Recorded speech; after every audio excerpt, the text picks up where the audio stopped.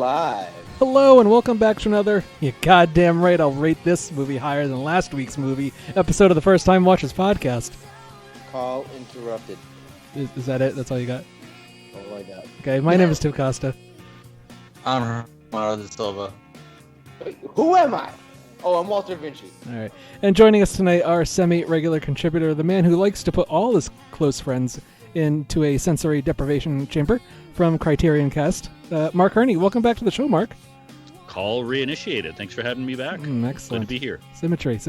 What's the latest at Criterion Cast, Mark?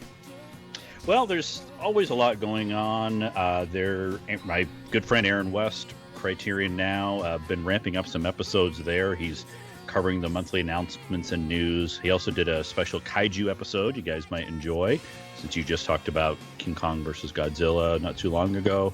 He also did one on Albert Brooks that was really good. Nice rundown of his stuff. There's a new Italian cinema, Open Roads festival that ran late May through early June. So there was a nice preview from Joshua Brunsting. I always appreciate those, kind of put some films on my radar. There's also Inside the Box. That's the most recent is David Lean directs Noel Coward. That is David Blakesley and Trevor Barrett. They talk about the box sets of the Criterion Collection. A new show there. Very cool. David continuing his trek chronologically through the Criterion Collection, still doing that, which is pretty awesome. He's into the 70s. And finally, I was on the Criterion Channel Surfing Podcast. That's hosted by Josh Hornbeck. Episode 44, we talked about the new releases and expiring titles for May. And Criterion Channel, if you're looking for some suggestions about what to watch, that's a great podcast to check out. So Criterion Cast. Excellent. A lot of stuff there. Good content. It's all about the content, right? It's all about the content, man. All right. And if you'd like to send feedback, you can always email us at firsttimewatchers@gmail.com. In this episode, we'll be discussing the latest Alexander Aja film, Oxygen. But before we get into that, it is time for Yay or Nay. This is the part of the show where we discuss what we have seen recently on our own. Mark? Yeah, I've got a couple things. I mentioned Albert Brooks. Just wanted to kind of champion a film that I feel like maybe was glossed over, overlooked by people.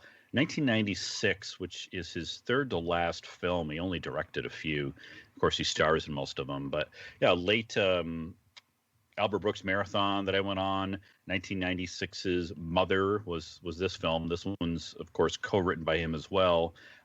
It's from the 90s. It's a nice story about mothers and sons, I think, and a really great performance from the late, great Debbie Reynolds.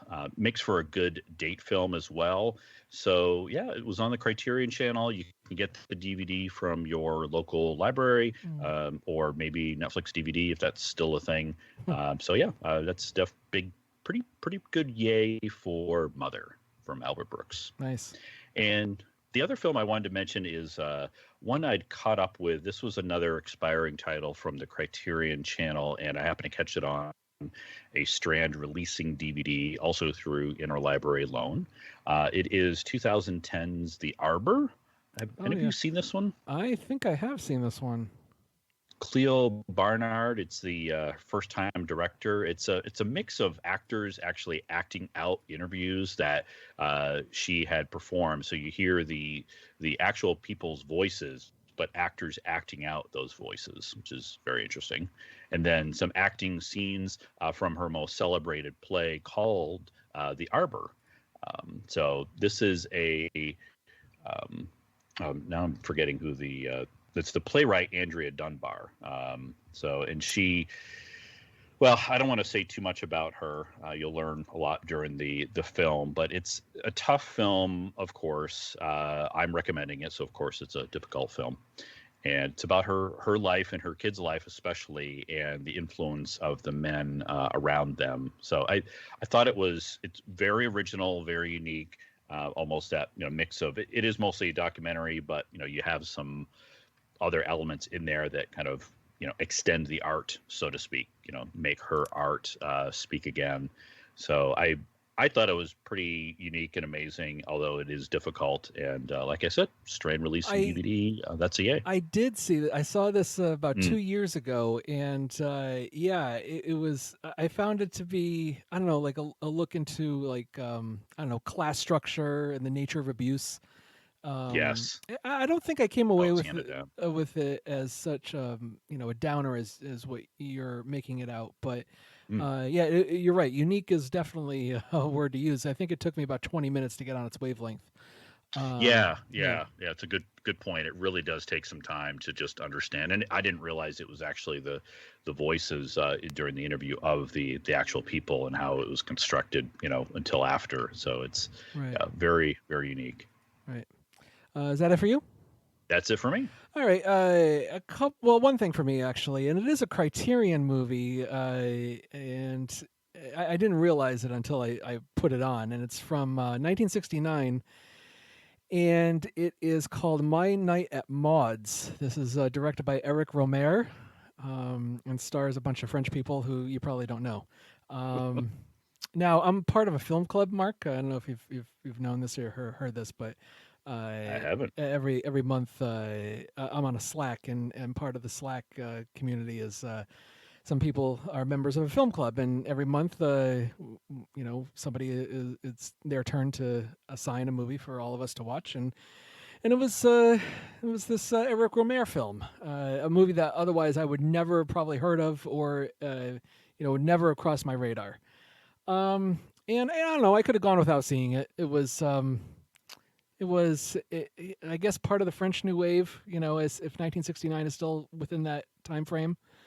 And it's about, as IMDb says, it's the rigid principles of a devout Catholic man are challenged during a one-night stay with Maud, a divorced woman with an outsized personality. And it's a movie all about conversation. It's filled with conversation. So it's subtitled, of course, a lot of reading. And that's fine. I don't care. I like movies with conversation, obviously, but I prefer movies that have conversation where there's a little bit more passion in them. And this just has zero passion between anybody. I never felt any sense of honesty in all the philosophizing that was going on. And that's what there is. There's a lot of very analytical, straightforward discussion about people's feelings. And they were just too analytical about their lives, their religious views, their sexual feelings. It's just... It's very straightforward. Nothing that got me hooked in terms of them as people. And it sucks that the most interesting thing that happens in the movie is at the very end, when somebody offered some compelling character insight that I wish happened earlier in the film, and could have introduced some life or emotion into it. So, for me, look, I was looking at other people's ratings and other people talking about this film. And I'm in the extreme minority of not caring for this movie. It is a very well-regarded, very well-received movie. Take my opinion with a grain of salt, especially you, Mark, for someone who likes to delve into the Criterion films. 7.9 on IMDb, so yeah, pretty high. Yeah. So for me, it's I'm being generous if I say barely a meh. So yeah. Hermana, what do you got? For family movie night, we watched Raya and the Last Dragon. Released on Disney Plus without having to pay $30, which is great because I would have been really bummed if I paid $30 for this. Yeah. That's not to say it's bad. It's mid-tier. Like, have you seen it, Tim? Yes, I have. Yeah. The kids liked it well enough. It's got the voice talent is good. I think Awkwafina steals the show as the voice of the dragon. She's kind of bringing the most energy, I think. She's the typical Disney sidekick comedic character. The ones that the kids are usually going to gravitate to because she's doing all the funny, goofy things. When I saw this a couple months ago, I talked to you about how the prologue of this is just a montage of events that happened over a long period of time, and how this is like a trend. And you talked about this too in other animated films you've seen, how it's just a trend in these modern animated films that I don't understand why it it's so prevalent nowadays.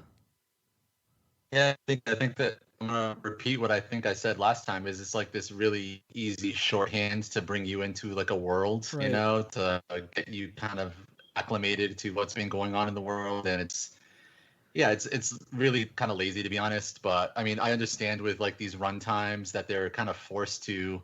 They want to tell a bigger story, but how can you tell a bigger story when you're locked into like an hour and a half for a kids film or something like that? So you know, a lot of films do it. It's unfortunate, but it's here to stay, I think. But like I said, it's mid-tier. It's fine. The animation looks solid, of course. It looks really good. I was kind of taken aback by no musical numbers. I'm like, Right. is this really a Disney film? Yeah. Like an animated Disney film, almost guaranteed usually to have musical numbers, and I think this is one of the times where I just was kind of shocked that there was not a single song. Not that I'm complaining. I mean, I'm fine usually with stuff not being overly musical, but it was definitely stood out as not having anything like that. So, like I said, the kids enjoy it well enough. I don't think it's going to be one of their go-tos or anything, and I also don't think this is going to go down as like a classic or anything like that. But it's serviceable. It's fine. You know, it certainly do worse. So mild meh to mild yay for Raya and the Last Dragon. This is it, the apocalypse. Whoa, I'm waking up. I feel it in my bones. Enough to make my system blow. Welcome to the new age, to the new age, to the new age, to the new age. As odd as all of this is, it sure does seem appropriate. Oh, hi, Mark. You should have seen the past few weeks around here. Yeah, we don't know what the deal is with all these pods or that portal thing. Well then, Thankfully, only 2 more episodes of this before we break for summer. Provided the portal doesn't break us first. Wait, did it get larger from last week? you know what show everyone should put on their summer listening schedule? The In Session Film Podcast. That's right, Tim. The In Session Film Podcast is JD and Brendan.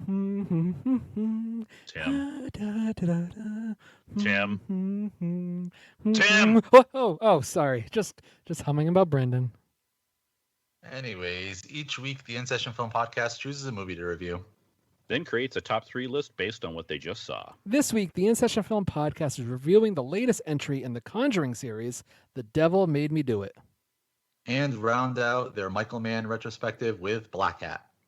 You can find their show on Apple Podcasts by searching for, you guessed it, the In Session Film Podcast. Or on the web at InSessionFilm.com. So if you're in the mood for more great movie reviews and discussion, Then check out the In Session Film Podcast on Apple Podcasts. Or on the web at InSessionFilm.com. So is that portal thing going to affect the show? well, aside from the random scream from beyond, it tends to stay fairly quiet. Well, that's reassuring, I guess. It's a revolution, I suppose. We're painted red to fit right in. Whoa, I'm breaking in, shaping up, then checking out on the prison bus. This is it. Okay, now it is time for another installment of Mark Herney's Criterion 101.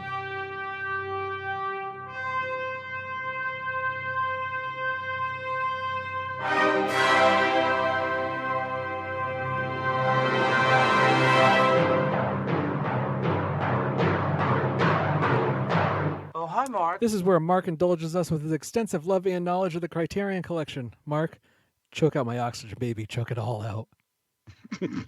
All right, you bet.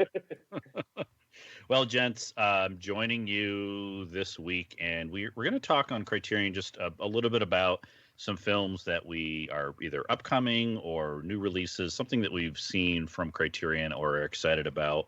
The next Barnes & Noble sale should be in July, as long as it stays in business, and it still seems to be alive. So, you know, it's a good time to champion something that you you love or want to see, even if you don't buy the discs. Maybe it's on the Criterion channel. So I will go first just to kind of kick us off. I do want to come back to a couple of recommendations that I have as well. But the ones I'm most excited to see from the new release slate are Secrets and Lies is coming out soon, which might be my favorite Mike Leigh film, along with Naked, of course. That's just a masterwork. And also Memories of Murder, which I know a lot of people think that Parasite may be, his latest and Bong Joon-ho's best. But I've only seen it once, and I'm looking forward to checking out the Blu-ray of Memories of Murder, which I think is his second or third. And also Irma Vep recently released. That's Olivier Assayas. Recently saw that, and it's a really good film that really gets into the filmmaking process. Reminds me a bit of Day for Night, the Francois Truffaut film, and just the way that it captures the filmmaking process. So those are some that I'm excited for. And I think my most exciting upcoming release, because all of those are recent ones, I believe, is I'm looking forward to Mirror, coming from Tarkovsky. Criterion will be Tarkovsky complete minus Nostalgia and The Sacrifice, which Kino has, and Voyage in Time.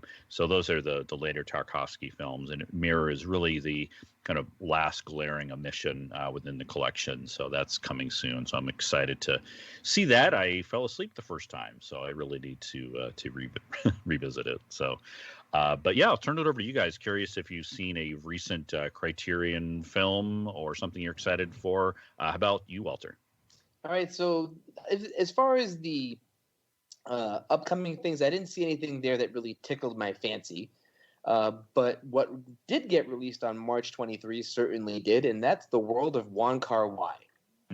I've seen a couple of his movies, and I love his visual style and how he tells a story more than anything.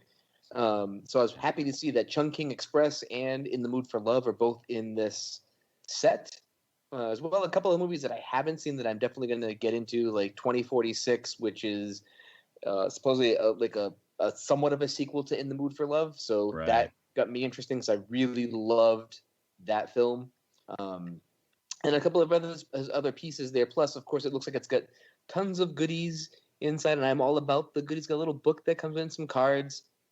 And the price is right, actually. I think that if there is another big sale at Barnes & Noble, I think right now it's retail. Looks like it says it's going for $160. I don't know if that will drop further at the Barnes & Noble sale, but that'd be something I'd have my eyes on, potentially picking up if I can swing the cash for it. Excellent. Yeah, it should be $100. Usually it's half off. So yeah, if it's $100, then it's absolutely coming home with it. Excellent. Yeah, it's I've heard some reports, and I don't have it yet, but of the packaging being kind of hard to deal with. But I'm sure once you're used to it, it would be good. Chungking Express is one of those films. It's almost like a lark. Like he made that while he was making another film, Ashes of Time. He just kind of wanted to make this as a side project, and it's one of those movies that just got me into. I never thought I liked romantic comedies, but this is the one that made me appreciate the genre, so to speak. So yes, yeah, absolutely. Great pick, Walter. How about you, Hermano? All right, I did watch something. I didn't go into this knowing it was a Criterion film, but I specifically went into it with the intent of watching more of this filmmaker's films, because I feel like I have a real hole in his filmography. And that's The Brood from 1979, directed by David Cronenberg. Excellent. Have you seen that, Mark? I have, yeah, just once a little while ago. Yeah, I guess I'd never seen it before, obviously, and yeah. As I was watching it, I'm like, wow, why is this in the Criterion Collection? Like, it didn't seem like a standout film. Like, it just seemed like kind of like I've seen other Cronenberg films, and there's certainly like things that I'm familiar from him, and there are those things in this film, but like I feel like it really comes together at the end, and yeah, otherwise, I felt like the acting, there was really nothing special about it. Even the filmmaking, there was really nothing stand out about it. So I didn't know if you had any insight into like why is this in the Criterion collection. Yeah, I mean, not for. I guess the only thing I would say is that Cronenberg is certainly a favorite of the collection. I mean, they just got Crash in the collection as well, and I think probably 6 overall. Some of the other ones might be rights. Like I know The Fly is a favorite, and that one's not in the collection yet. I think it's kind of a transition because I've seen a lot of the early films of Cronenberg, and this one being from '79, it was a bit of a transition starting the transition from some of his earlier work. I think the next one was then Scanners, and I think Scanners might be where he really became more popular in the body horror genre. And of course, then, which is in the collection, they also have Videodrome, which is 1983, I think, right after that. So it seems like to me it's kind of that gateway to that really early Cronenberg stuff. I like it a lot. It's probably my least favorite of what's in the collection, like the ones I just mentioned, but I do appreciate it, and certainly get what you're saying. This is interesting. I actually watched this movie almost exactly a year ago, and I probably have a lot of similar problems that Hermano does. I didn't care for it that much, and I based on my notes here, I think my biggest problem was that there's no before. We don't see anything prior to the events that unfolded, so we never got a sense of the lifestyle and normalcy that this family, or at least the father slash husband, is looking to retain or regain. And I guess I found the actors all kind of blank slates. Did you feel that, Hermano, that they were just kind of there and didn't really inject any emotion? Yeah, I 100% agree. I wasn't familiar with any of these actors really, though the father did look somewhat familiar to me, but I couldn't really place him in anything else that I had seen. But yeah, like I said, the acting was it felt really flat, and the only thing I could sort of point to as like why this maybe got on the Criterion Collection's radar, aside from a filmmaker like David Cronenberg, is maybe the overall sort of message of the film. Kind of this like unchecked trauma, with some sort of crackpot like psychologist therapy technique, like doing more harm than good. But I don't know. I feel like it wasn't enough to really make it a great film per se. And I don't know how much weight you guys like because it has a pretty middling score. I mean, it's like average of 6.8 for users on IMDb. And I checked just a few critics, and like I guess Roger Ebert reviewed this back when it originally came out, and he gave it 1 star. And like I read just the beginning of his review, and he was really trashing it. So that's what all those things kind of combined. I was like, wow, I really sometimes I question like why things are because I think of Criterion as like, man, they're gonna pick only the best of the best or whatever, not necessarily just because it's like in some filmmakers' filmography.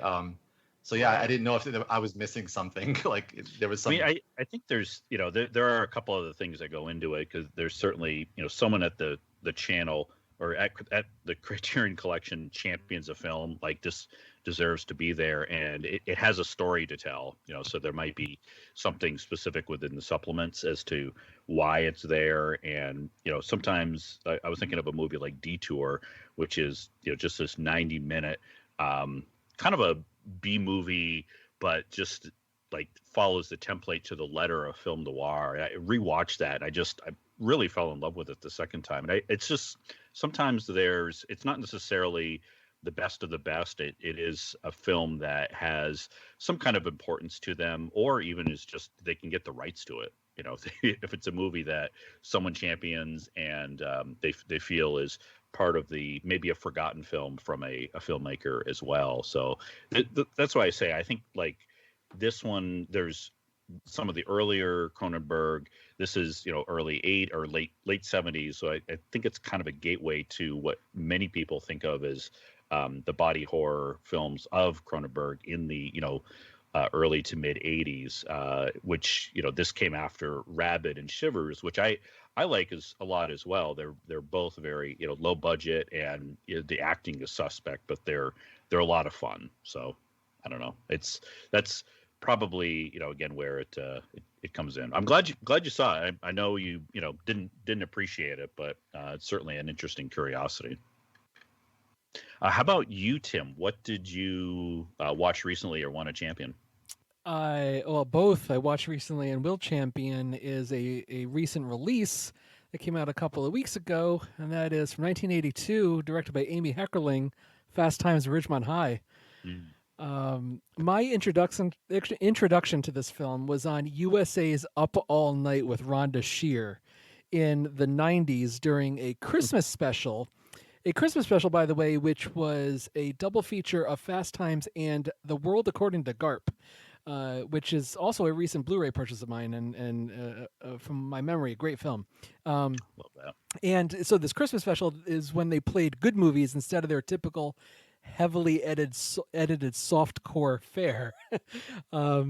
It was 1:00 in the morning, but my mind was blown at how amazing it was, even how edited down for basic cable it was at that time.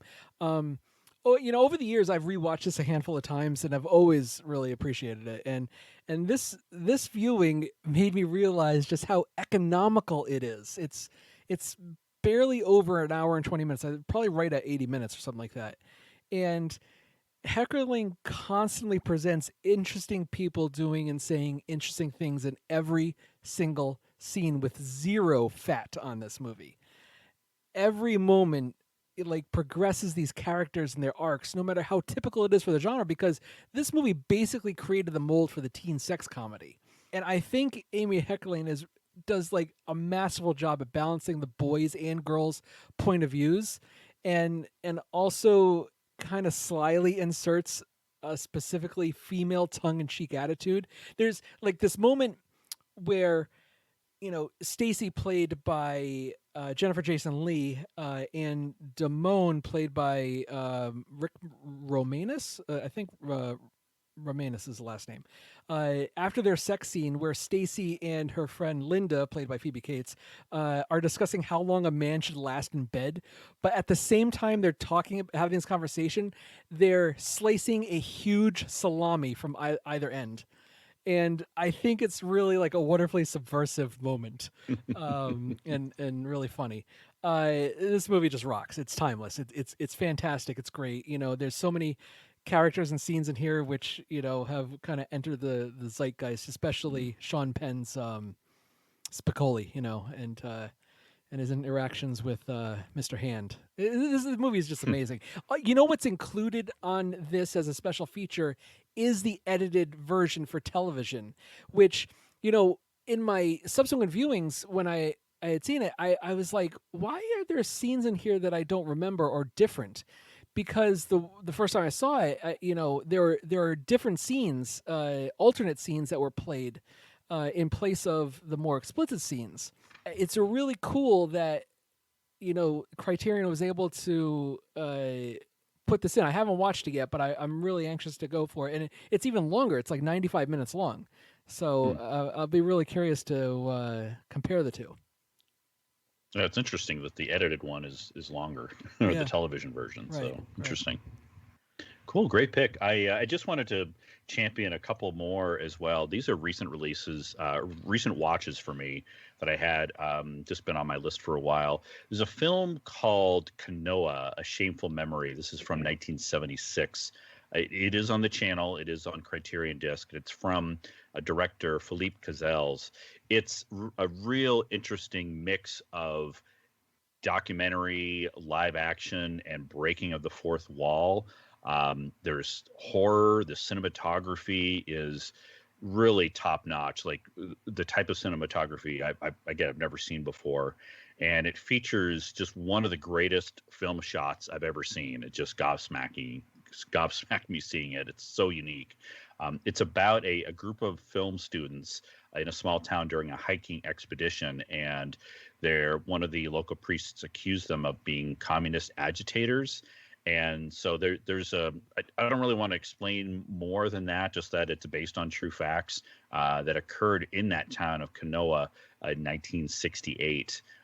This is, it's near Mexico City. it's a very interesting film. It's harrowing. But there are some just amazing, shocking things in it, and like I said, that mix of documentary and live action. It's just a film that I like to see nowadays, something that I've never seen before, which ties in with my other pick, which is Come and See, from 1985. I'm pretty sure this is pretty renowned as just being, I don't know, people call it misery porn. It's not misery porn, but it's from director Alim Klimov, the Russian director. I think it features one of the best child performances of all time, Alexei Kravchenko, I believe it is. The cinematography, again, you've got me there. It's absolutely stunning. There's so many camera moves and following shots. It's like a masterclass in Steadicam, which is, this came out 4 years after, or 4 or 5 years after The Shining. And there's a lot of just forward-on headshots that I haven't seen before. Just so many, the use of so many where the actor is staring right at you, and instead of the reverse shot conversation scenes that happen are full on like that, just forward on headshot. So it's Mark, really something to see. I've heard nothing about except for how depressing this movie is. Well, of course, that's why I'm recommending Of it. course. So. It's another unique stunner, and it's a tough watch, but of course it's amazing. Really good sound design as well. So come and see it. So that's my other recommendation, and so I hope maybe during the July sale, or if you want to check out the Criterion channel, we've put some titles on your radar.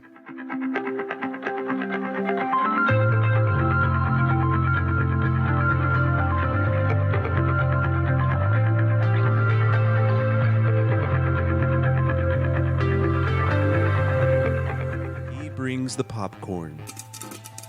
She brings the roses. Subject Cinema, a tasty new film topic each week with a side order of film reviews. Yum. T.C. Kirkham. But I'm Jing. Kim Brown. What? Over 500,000 listeners, and you could be the next one. SubjectCinema.com. Real movies for real people. This podcast is a proud member of the Lamb Podcasting Network. Find the network at largeassmovieblogs.com.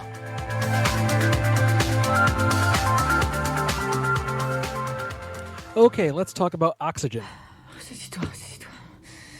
Ok. Les unités cryogéniques sont des laboratoires médicaux. Milo, est-ce que tu peux faire une recherche ADN sur Omicron 267 ? Affirmatif.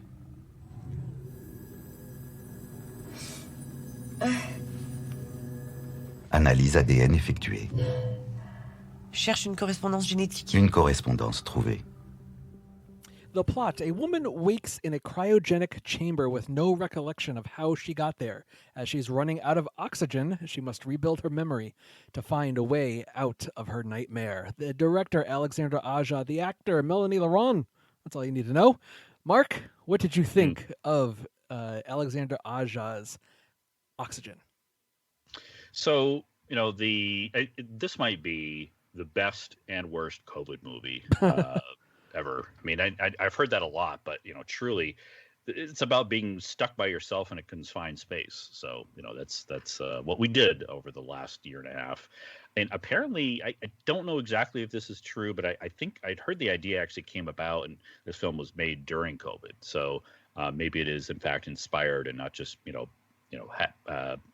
happenstance. But I think the film is getting decent Metacritic scores, as well as, and I think this actually has Alexandre Aja's highest critical score, and I can probably support that. I may say it's my favorite, although I actually went back in a little bender and watched 3 other of his films. I watched High Tension, Nice. which is the 2003, we call it French extreme horror film. Also rewatched the what was the Hills Have Eyes remake that he did, which I think was his next film from there. and I'd never seen Horns, which is on Netflix. So Oh, just you didn't watch Crawl? You should have watched no, Crawl. I've seen Crawl, Oh, good. yeah, from which is his last movie. Right. Didn't love it as much as Oh. some of the. I was expecting more, I guess, but Oh. it's good. It's good. But I did think this is a bit better. I mean, the conceit of the film, as I figured, is to piece everything together as to what's going on, as she does, Melanie Laurent, who is wonderful as always. I think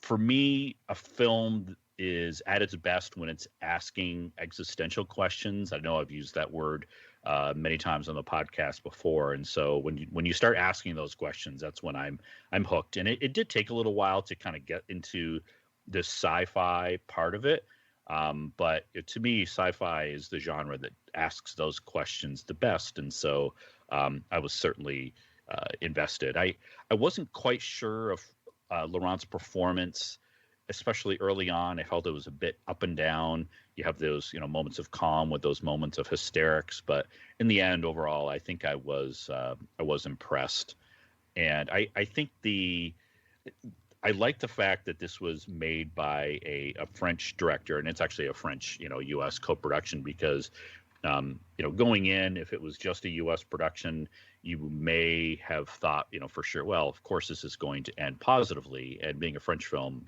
kind of figured, well, this may not end so positively. So I think and the theme that kept cropping up that, kept me invested was, or one of the themes that kept me invested was is it Milo is the name for Hal? I mean, Milo, the AI, of course, keeps asking, would you like a sedative?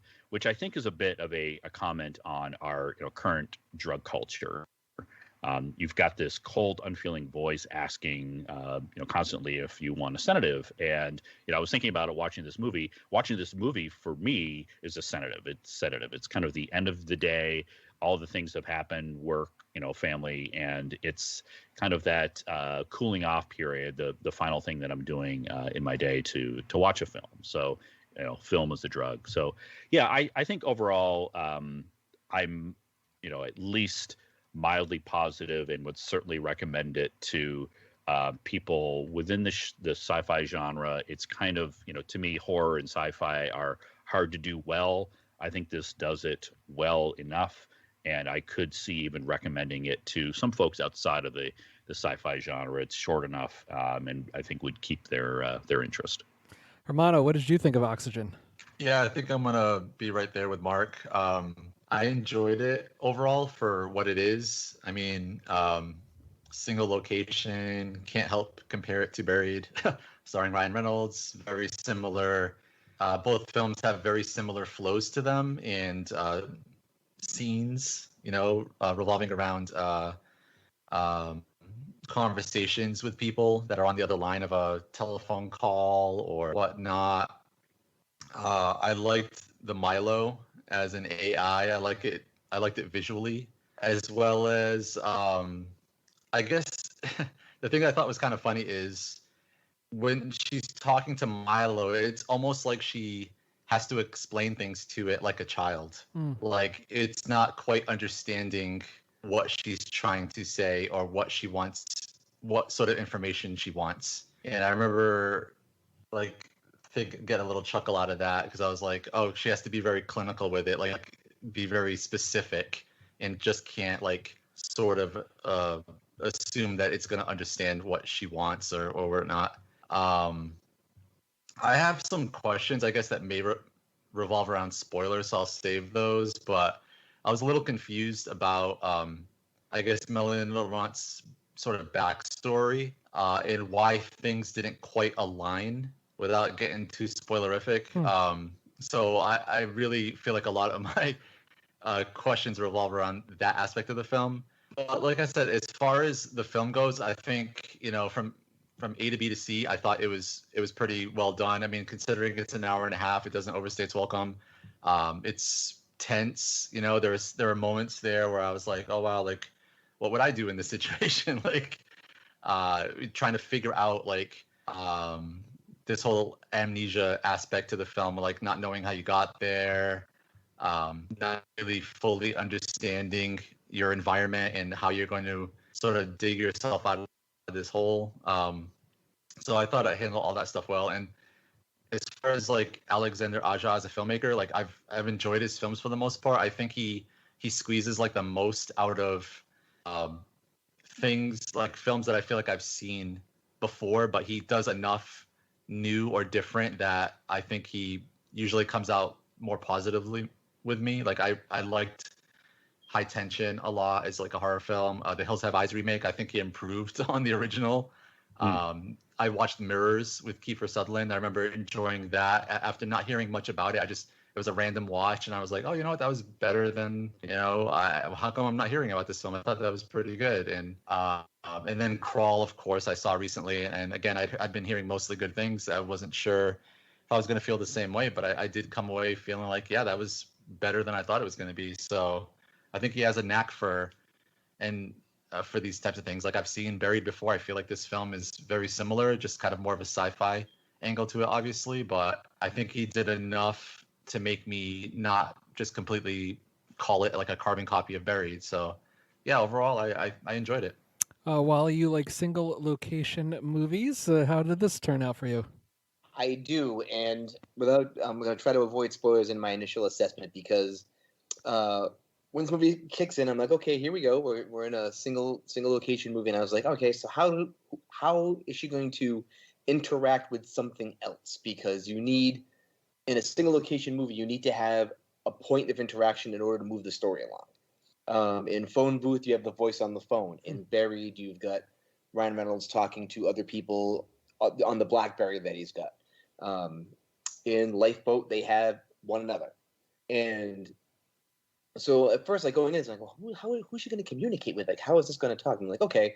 Then they introduced, the Milo mechanic to have her have something to interact with and figure things out with. So I was like, okay, that's cool. And as the movie progressed, I was like, oh, don't tell me we're doing this. Like, don't tell me. Oh, fuck. I don't like the fact that we're going in this direction. But I like how I was pleasantly swerved.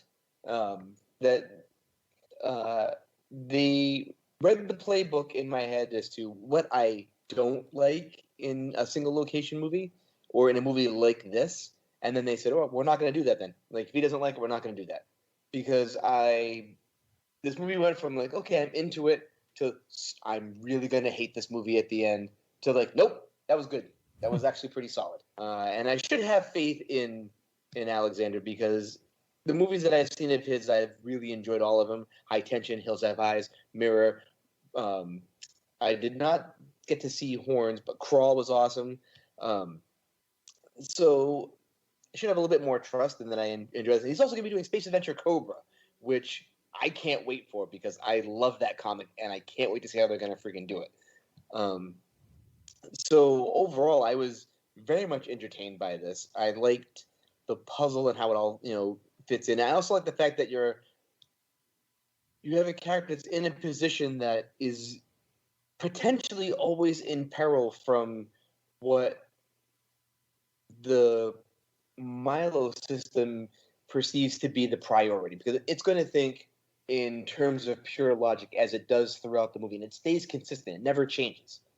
And she's thinking as a human in terms of like emotions, feeling, drive, and most importantly throughout this, hope, because the Milo computer doesn't have any of these feelings and is just going to think and act very clinically in terms of what it's trying to do. And you see that very early on when the oxygen level hits a certain number and it tries to administer palliative care, and that was like a nail biter scene because like you're in this like small space, you can't really move. People find syringes scary to begin with, and so like that's a good horror element to have. And then you have a machine that's you're trying to survive in, that is keeping you alive, but is now currently also trying to kill you at the same time. So that puts a nice little spin on the tension throughout the rest of the movie. And like Romano said, like the machine keeps asking, "Would you like a sedative?"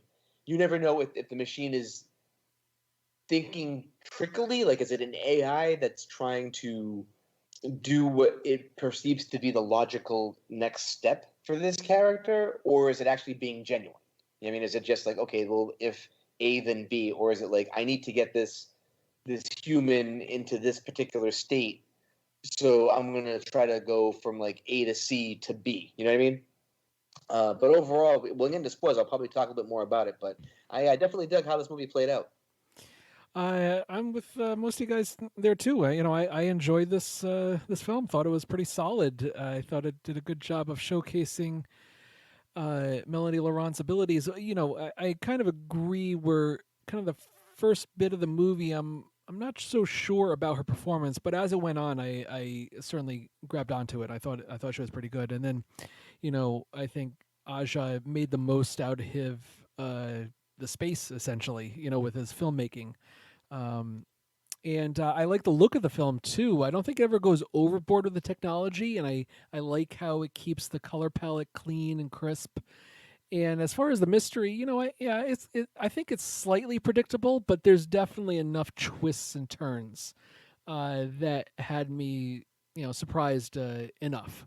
You talk about the social commentary, Mark, in terms of how timely it is for the last 14 months or so, and I think there might be some sly social and political commentary inserted by Aja and the writer Christy LeBlanc.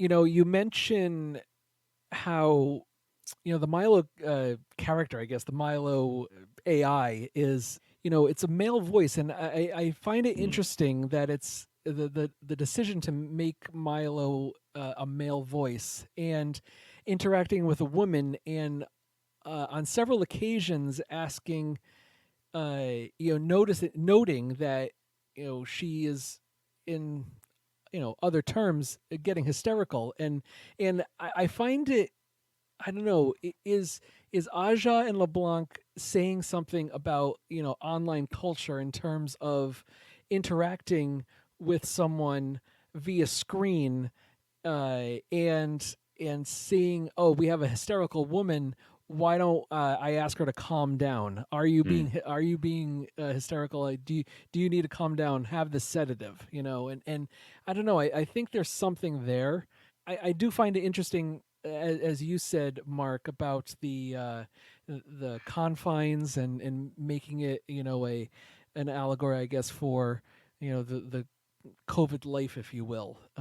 Certainly a lot better than that insipid movie that came out earlier this year, Locked Down, by what's his face, Doug Liman, which is not good at all. It's really amazing how two filmmakers, I think, of pretty equal talents. Doug Liman is no slouch, and how he makes a movie, in confined mostly to an apartment and then to maybe a couple city blocks, and how it comes out so hollow and amateurish. The look of the movie is terrible. The performances, I think, are hindered by the aesthetic and limitations of the movie somehow. With Anne Hathaway and I forget her co-star there, but that movie is just much more shallow and far less polished than this movie, and this movie just looks great. It's a eye candy, if you will.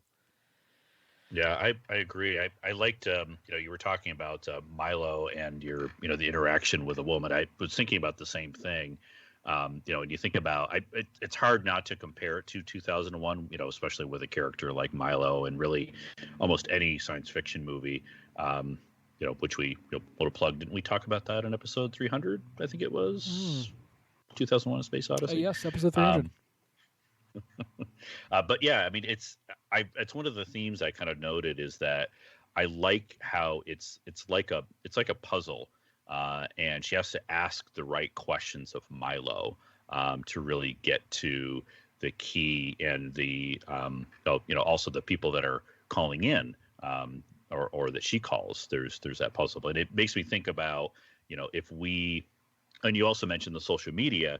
She has like at one point, what is it, 14, 17 social media accounts? I mean, I guess we're headed that way, right? I don't have that many. I think I've got 3 or 4, but eventually we'll have that many. But it makes me think about if we're asking the right questions, or she asking the right questions of Milo, if we can ask the right questions of humanity eventually, can we figure it out, or can we at least find the best way to live? And I guess it gets into spoilers a little bit to be thinking about, the questions that and the things that humanity needs to do. But that's certainly a theme that I thought of. I also, thought of the memory is another key to this film.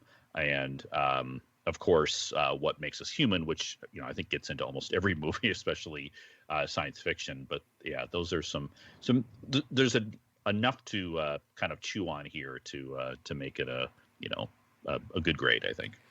Anything else to mention before we get into spoilers? Hermano, Wally, we good? I'm good. I'm gonna wait till spoilers. Just I don't want to accidentally spoil anything.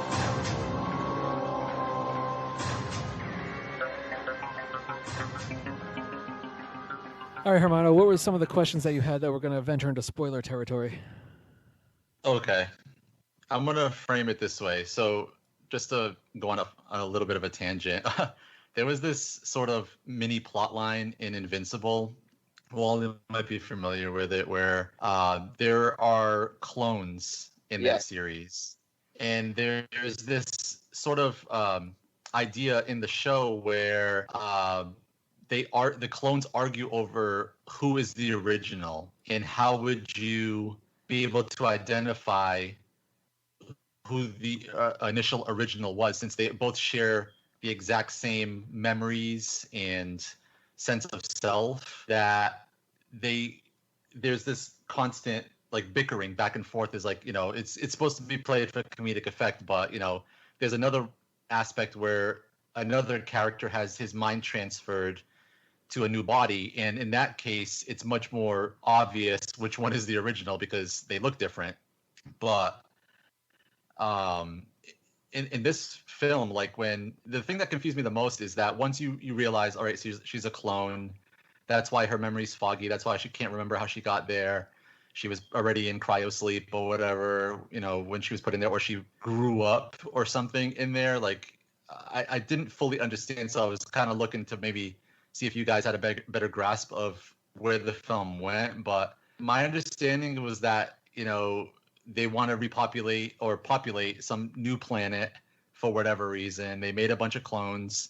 They gave them memories, possibly, or maybe they just sort of inherited those memories based on the cloning. And I guess the thing that I didn't quite understand is when she's making the phone calls and she's supposedly talking to people that she knows, why is it that, like, they're telling her, like, you don't have a husband, or things that she clearly remembers, apparently the people that she supposedly knows nothing about it. Like, I didn't get that part of the film. Like, was she giving kind of a unique backstory so that it's not an exact copy, or was she just mistaken, or I just didn't get that part of the film. I think the officials who are on the other end receiving this have deduced, oh wait, this is a phone call from this pod unit that's going into outer space, and this is a clone. We need to divert her, not tell her the truth, not be honest with her. Oh, so they're in on the whole thing. Like, they're like, sure, yeah. I mean, because the police, they sound so genuine, like, when they're trying to help her, they're like, oh my god, we gotta figure out where you are, and blah, blah, right blah. I think we're at at first the company right now, we're trying to get the codes. Yeah, I think at first they are taking it genuinely seriously, and then once they get the information of where this call is coming from and who's in that pod, that yes, the manufacturer essentially is telling them to lie to her. And I'd also say, like, if they're on this long journey, right, the aim is to be asleep. And so you would have these memories probably loaded into your brain closer to your destination, so you'd be able to wake up and be ready to go once you got to this planet, because you'd have to immediately start doing what you need to do. And that's what's throwing everybody off, is that, like, she's already awake and, like, that memory process is already happening. And so they don't know really how to respond to it, because they don't know what the ramifications could be going into it. Because remember, she's only 12 years old when she asked what her, like, biological age is. And so there's I took it as if there's some sort of process that has been shifted because of the asteroid accident and her waking up prematurely. That she's not supposed to get all that information just yet, and so they have to try to find a way to kind of put her back under and keep the mission on track, because that's more crucial than this individual suddenly getting their memories back. It's a nice symmetry with 2001 again too, because as you get towards the end of that, it's, I mean, not to spoil it, but there's a moment where you find out that information Hal had that the rest of the crew did not. So a lot of the the reasoning for what happens is based on information and withholding information. And I think, Hermana, you were asking about why they were on this mission to recolonize another planet, and there's a very brief scene, I think, where they talk about how humanity only has 2 generations left, almost like a Children of Men kind of thing.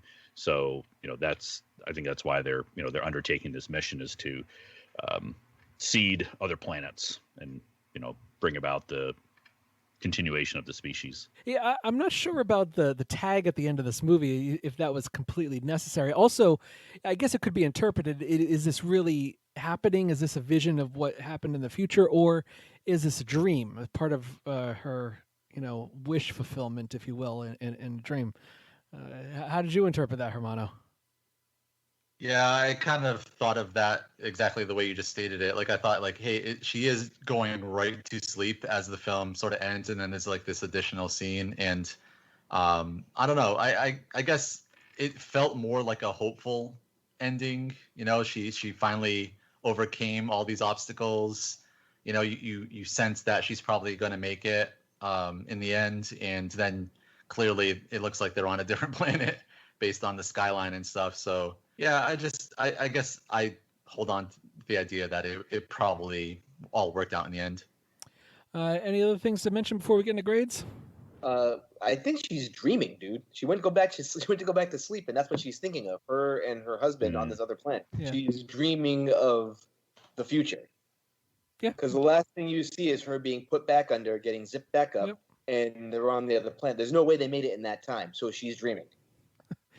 That's fair. No, I just figured there was like a time skip, obviously, because you don't see, they obviously skip a lot of like this ship landing, and like you don't see anyone else. So yeah, it's possible that it is a dream, but I don't know. I felt like the whole dream aspect. What's up? I also want to comment on how cool and shocking the hole in the face thing was when she drops the UV shields. Yeah. That was cool as shit.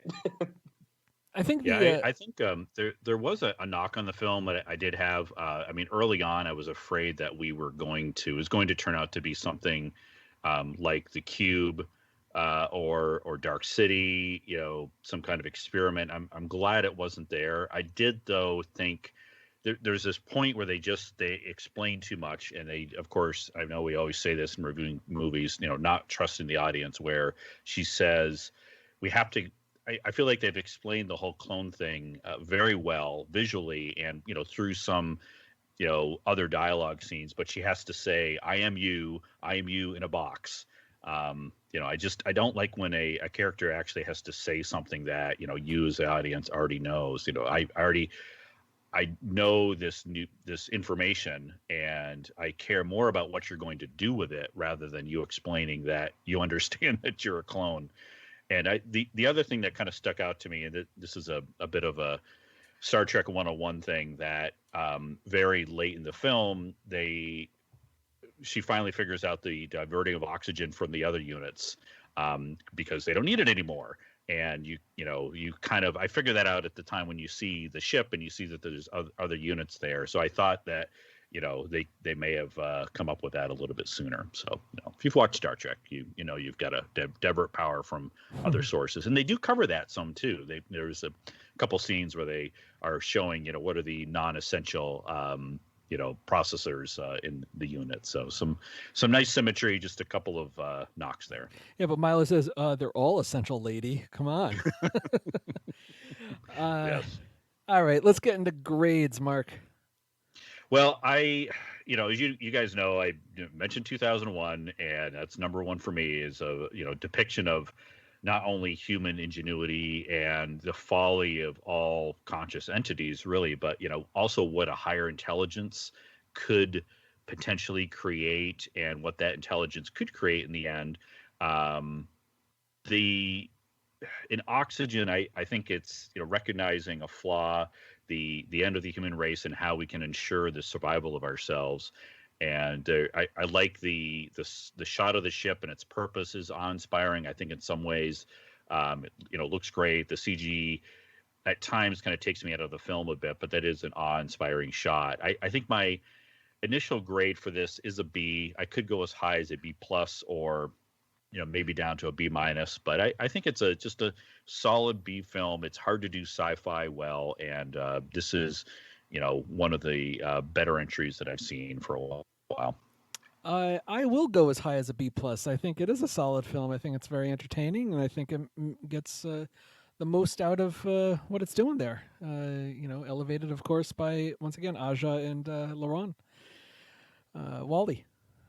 I give it also a B plus. I was kind of wavering between B plus A minus, but I think that it does service the B plus rating pretty well. Still really happy they didn't make a psycho computer or some sort of dark conspiracy thing behind all of this. So I was pretty thankful for that. So it's a B plus. Hermano. Same B plus. I like an AI with a French accent. If I ever have an artificial intelligence thing, I want it to have a French accent. My Siri, I set it up for Australian accent, and it's pretty cool. It's pretty Cool. fun. Yeah. Good call. Good day, mate. Okay, that does it for this episode of the First Time Watchers podcast. Donate via patreon.com/firsttimewatchers or buy stuff at zazzle.com/firsttimewatchers. Talk to us on Twitter at 1STTimeWatchers on Twitter. Or write to us at our email, firsttimewatchers@gmail.com. Download our episodes in Apple Podcasts and Stitcher because we love feedback. And if you have any suggestions of movies for us to watch, please send a tweet or an email. Speaking of suggestions, let's recommend a movie. Mark. Well, I was going to go with something from the French extreme horror because that's really where Aja kind of got his start with High Tension. But I was maybe going to say Martyrs, but you can't stream it currently, I don't think. So I want to recommend a film I briefly mentioned back in our 2019 show, the Best of show. It's Aniara. It's a 2018 Swedish film that got a 2019 U.S. release. It is on Hulu, and it's about a spaceship carrying settlers to Mars. And I'm not going to say any more than that. Just watch it. It's based on a 1956 poem by a Swedish writer and Harry Martinson. I think some would consider this a very bleak film. Of course, that's why I'm recommending it, and I like it. It's including The Last Shot, but I found The Last Shot so hopeful in a way, and it really stunned me to the point where I just sat in front of the TV for minutes. I even paused that scene and rewatched it through the end to kind of reflect on it. And to me, that's makes a great film, and it's one of the reasons I love sci-fi. So if you like sci-fi, I would recommend Aniara on Hulu. I will recommend a comedy from 2019, and that is a film featuring people caught in stressful situations as well, and that is Game Night, starring Jason Bateman and Rachel McAdams. This is, I think, the more I see this, the more I appreciate it. I think it's just, I think it's really one of the better comedies I've seen in recent years, and it utilizes the strengths of each actor appropriately. The craft of this movie is great. Jesse Plemons and Rachel McAdams deserved awards recognition. They were that good. And I never tire of seeing McAdams and Bateman attending to a bullet wound or his attempt to deal with the blood on a dog and just giving up. This was a blind spot for my significant other, and she said it was one of the funniest things she's seen in a long time. So success. Wally. All right, so I'm going to talk about another Alexander Aja movie that I actually really enjoyed. Because it really is a kind of a throwback to the original, I believe it came out in the 70s, Piranha, and that's Piranha 3D. Yeah. After an stuck in underwater, trimmer sets off scores of fierce unmanning fish An unlikely group of strangers must band together to stop themselves from becoming fish food for the area's new razor-tooth residents. There are some amazing kill scenes in this. But you really want to show up for Jerry O'Connell playing like a sleazy Girls Gone Wild producer in this. This movie has got it's got a little bit of everything. It's got some pretty great kill scenes. It's got the horror elements. It's got a lot of comedy elements. It's got a pretty stacked cast with Christopher Lloyd, Elizabeth Shue, Ving Rhames, and Richard Dreyfuss in it. Isn't David this movie's just a Hasselhoff ton in of this? fun to watch.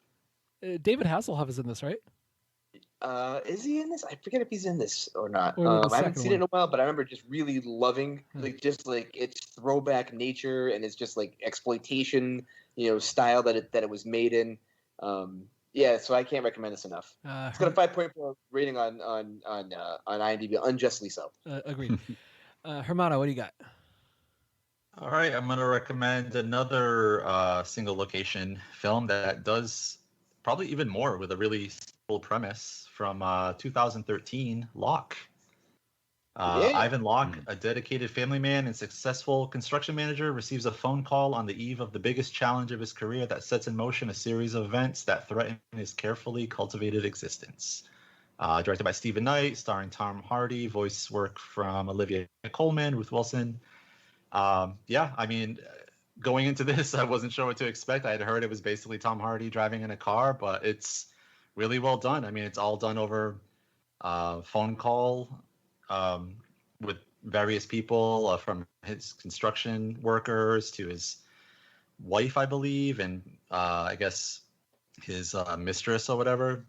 And yeah, it's really well done. It's really tense, just through dialogue. It's a kind of amazing how this film works. So yeah, if people haven't seen it, you've been scared off by, it's a movie about Tom Hardy driving in a car, I would recommend it because it's more than that. So Locke from 2013.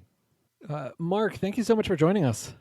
Thank you for having me, guys. It's a pleasure as always. Yeah, the next time you join us will be after the summer. Not sure what film yet, of course, but I'm sure it'll be a good one, I think.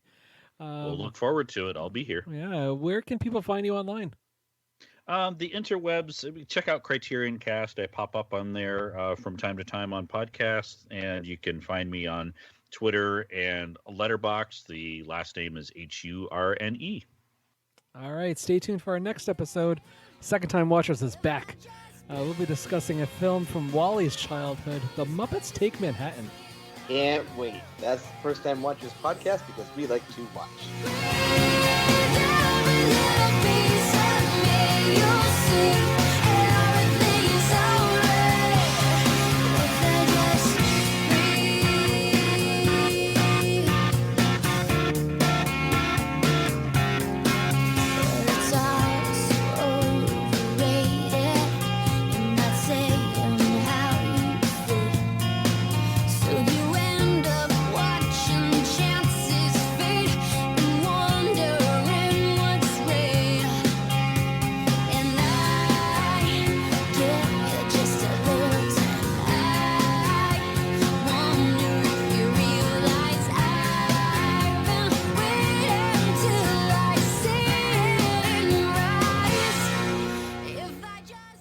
I've been watching the playoffs, and I actually kind of appreciate it when a team I'm invested in isn't in the playoffs. I can just enjoy it and watch basketball. Yeah, I know what you mean.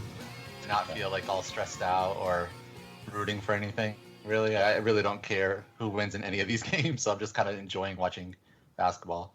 Yeah, I feel the same way about hockey right now. It's just I'm rooting against the Bruins and pulling for the Canadians and a few other teams. But I also I wish Tampa Bay would lose. I mean, wow, a Florida hockey team, winning the cup is just, it seems like an oxymoron. You're just rooting to get on the Wally's bad side, huh?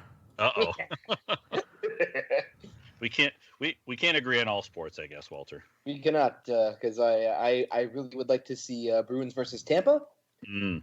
And then because of the way it's set up for this year, because of the COVID restrictions, it's the only year you're going to be able to see like a Stanley Cup playoffs with Boston versus Montreal. Really? Why is that? Because of like how they have it split up. Like the Canadian teams can only play in Canada. Right. And so like Yeah. it's not going to be East versus West this time. It's going to be like the best like U.S. team that's in the finals versus the best Canadian team in their finals. I see. Huh. I didn't realize that's the way it was set up. Well, that's cool. I want a Canadian team in the finals every year, if possible. I just like to see the. I mean, from living here this whole time, I just like to see the rivalry happen. You know what I mean? Yes. Mark, Yeah, that's exactly. Mark. That's For not all very. marbles, not just like a playoff spot or like moving on. Like this is for like all like I want to like because it'll be an awesome hockey. Mark, Yeah. that attitude is not very American of you.